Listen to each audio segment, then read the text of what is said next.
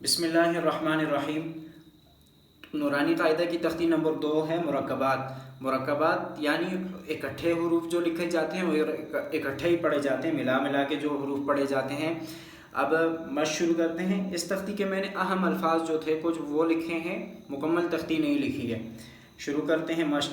अऊज़ु बिल्लाहि मिनश शैतानिर रजीम, बिस्मिल्लाहिर रहमानिर रहीम।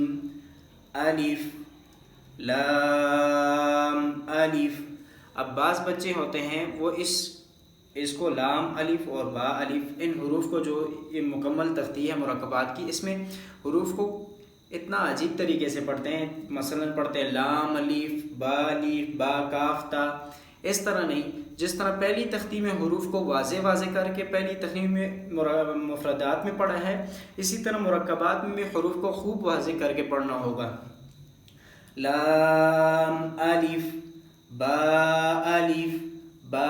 काफ ता सा स्वाद ता हा या मीम बा या ता या नून ता हा।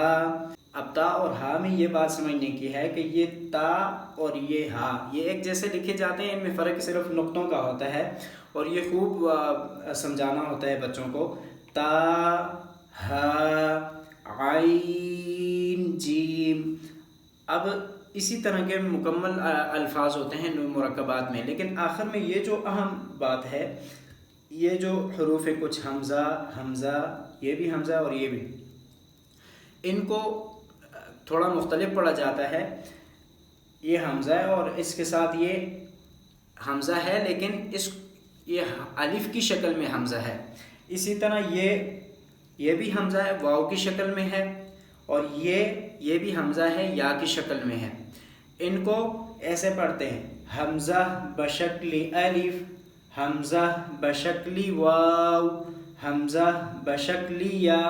ये अलिफ नहीं होते हैं, इनको ऐसे नहीं पढ़ा जाता है कि हमज़ा अलिफ, हमज़ा वाव, हमज़ा या, ये ऐसे नहीं है, बल्कि ये हमज़ा ही है, लेकिन शक्ल इनकी जो है अलिफ की आती है। कभी अलिफ की शक्ल में आते हैं, कभी वाव की शक्ल में आते हैं और कभी या की शक्ल में आते हैं। चैनल को सब्सक्राइब कर लीजिएगा ताकि अगला सबक आप तक बर वक्त पहुँच सकें। जज़ाकल्लाहु खैर। अस्सलाम वालेकुम।